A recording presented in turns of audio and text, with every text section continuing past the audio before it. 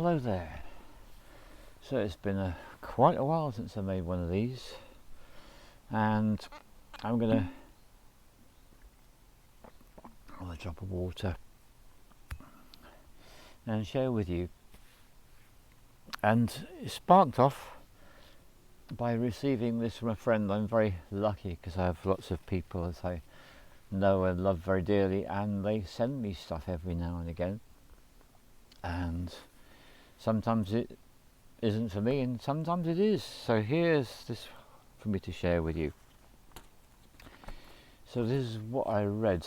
It says, there is a contagious psycho-spiritual disease of the soul, a parasite of the mind, that is currently being acted out en masse on the world stage via a psychosis of titanic proportions.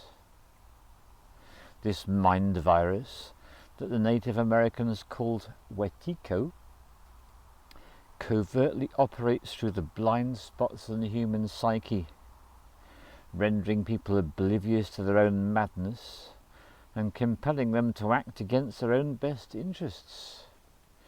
And that was written by a dude called Paul Levy. And thank you very much, Donna, for sending me that one. And that sparked a lot. I do love the language. In fact, I'm just going to have to go back because I find it very evocative, quite amusing in many ways. A psychosis of titanic proportions. Imagine writing a sentence like that. Imagine thinking of a sentence like that. It's pretty profound, isn't it? So, I'm going to share with you about what's been happening with me of late. And I've had a lot of inward time, as a lot of people have. Ever since the beginning of the first lockdown, it was pretty much, okay, inward time, everybody inward time. And it's been a counterbalance to the outgoing times where there's so much to distract us, going within, looking into our own stuff. And my journey took a big leap some weeks ago when I started to see a therapeutic masseur who has the ability to get right into the body and release trauma that's been stored there for years, decades, lots of decades. And so I've been having these, and I tend to notice the day after whatever's been brought up has an effect, and I go a little bit cuckoo, shall we say, a little bit gaga, a little bit crazy. Absolutely. So I'm going to speak to you about the one that happened yesterday. So I had a simple, straightforward thing to do. I drove my partner to Bristol, and in so doing I found myself severely triggered by being in a city because it's been such a long time since I've been in one. And this is what I notice about myself. If I haven't done something for a long time, it has more of an effect than at other times. And when it was time for me to drive back, I was completely freaked out. I had absolutely no idea what I was doing, except that I was in this car and I knew that I had to drive home, but no way of knowing where to go, and there were no signposts. So I thought, right, so I just started driving, and there were no signposts, and there were no signposts, and it continued like this until eventually there was one talking about a direction which was totally inappropriate. I thought, well, as there's no signpost, I'll just do it anyway. And what I discovered, which is always what happens if I get lost when driving, is something happens, there's another signpost, and I start to find my way. And bit by bit, I didn't go the route I went at all. I went a completely different route. Didn't matter, it got me back home. Didn't take much longer, it was all good. But that's an example of what this guy is talking about. He's talking about the fact that we've got these circumstances going on today, which means that the stuff that has been blind spots that have been hidden away starts to come out. And that's definitely one of mine. So I then do a long rewind into time when I was sitting in the community I lived in at the time called Middlewood, in the community yurt. There's a bunch of people there and playing music, singing, chatting, having a smoke, whatever, and at a particular point I offer to do an astrology reading for someone, and one of the people in the community looks at me and says, "You're full of shit." And that was a really uncomfortable moment, and I've often looked back on it, reflected now and again, and he was absolutely right, because the shit that I was full of was all the stored trauma that had been stuffed away into my body and repressed and held because I didn't know what else to do with it for many years and decades and all the rest of it. So now here I am on my journey, I'm releasing it, I'm getting it out, and it's not coming out easily. I've had so many other opportunities for it to be released, but it's the really deep tissue body work that seems to be doing it for me. So I'm well excited about this. It's really great. So then something happened. When I got back home yesterday evening, I got a message from another friend, and this message is from Englisher, and it simply refers to her experiences with Hawaiian shamanism, which is called Ho'oponopono. And I do tend to struggle with that. Ho'oponopono, that's the name of it. I've made 2 films on YouTube and I pronounce it completely wrongly on both occasions, describing what it is and how it works. It's one of the many facets of Hawaiian shamanism. There is so much to Hawaiian shamanism, but this particular thing, it's called a cleaning tool, and it's used to release negative states of being. And she was describing how she was using this on a long car journey, and I thought, that's interesting. Now, I'd actually been out yesterday evening to the Abbey in Glastonbury and enjoyed a mini festival, and there was some music, and it was very nice, lovely time. Had a few smoked rather more than I would normally do, so that by the time it was later in the evening and I got that message from the second friend whose name I just mentioned, that smoke really was acting medicinally on me, because it was dark, I hadn't noticed what I was putting in, and woo.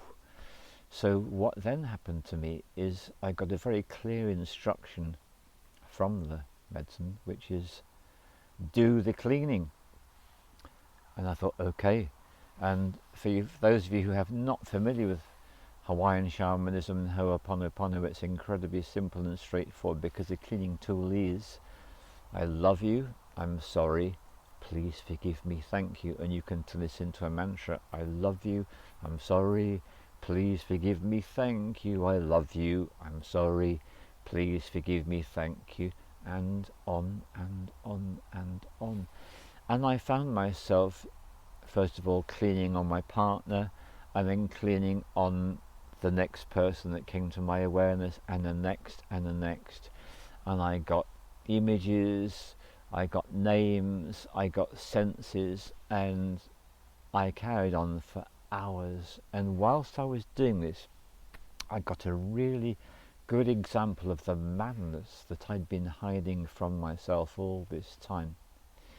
Now, one of the qualities of my upbringing, I feel in this sense it'd be more appropriate to call it a downbringing, is I was taught to have opinions and judgments about everyone and everything all the time. And it's a constant thing. It's autopilot. And what I've learned to do over the years is to realise one of the best things I can do is to not broadcast these judgments and opinions about other people or other things, because hey, that's not doing anyone any good, that's misuse of the power of the word. So I just keep them to myself, and I'm aware that I still do that. But what happened to me last night is I became aware of the fact that here is the cleaning tool, and it's very much thanks to Ahmed, my next friend I want to acknowledge and appreciate in this film, because it was he who introduced me to the work of Dr. Hugh Len in the first place, and shared with me the many wonderful cleaning tools of Hawaiian shamanism through Ho'oponopono. I love you, I'm sorry, please forgive me, thank you. So this is what happened over and over again for hours last night. Every single name, every single picture of a person that came to me. I love you, I'm sorry, please forgive me, thank you. Now these are words of power, because what they do is they say, whatever judgments I've had against you, whatever opinions I've had about you, whatever thoughts I've had that have been remotely critical, negative, or whatever, I banish them, I dissolve them, I unmake them, and I return to the space of what is our human heritage and destiny, to be in the space of love. So that's why the very first words are, I love you. So by reconnecting to love of the person that I've had an opinion or a thought or a judgment about, I'm literally dissolving that judgment. And as I carried on doing this process, I felt more and more back to myself. I felt better and better, clearer, lighter, and I can use the word cleaner. Yes, cleaner. So I'm going to go back, because I've just been informed to do so by the guides and helpers. So let's go back to this. A contagious psycho-spiritual disease of the soul. It's being acted out en masse. Well, we're talking about mass-psychosis here, aren't we? There's a great film on YouTube called Mass-Psychosis. Absolutely brilliant. Really spells the whole thing out for us. So this is what's happening. We're all being triggered. We're being triggered by what's going on the world stage, what's going on in our personal lives, old habits and patterns from the past which are coming up to be released, like in my case, having the deep therapeutic massage, having some negativity coming up and being aware of it. And then, right, so I just need to be I'm told to go back into this. So this mind virus, the Wetiko, covertly operates through the blind spots in the human psyche. So this is it. So whatever blind spots we got, and this is why I'm so grateful for friends and loved ones. It's so important to have people that we can communicate with, and it really helps if they can be honest with us, because then they can actually show us our blind spots, and we can show them their blind spots, and then we can clean and clear and evolve. Because what's going on is we're having the mother of all birthing experiences on the planet. That's why all the insanity which was stashed away is coming to the surface. And one of the things that I did want to mention is it so much depends upon your attitude.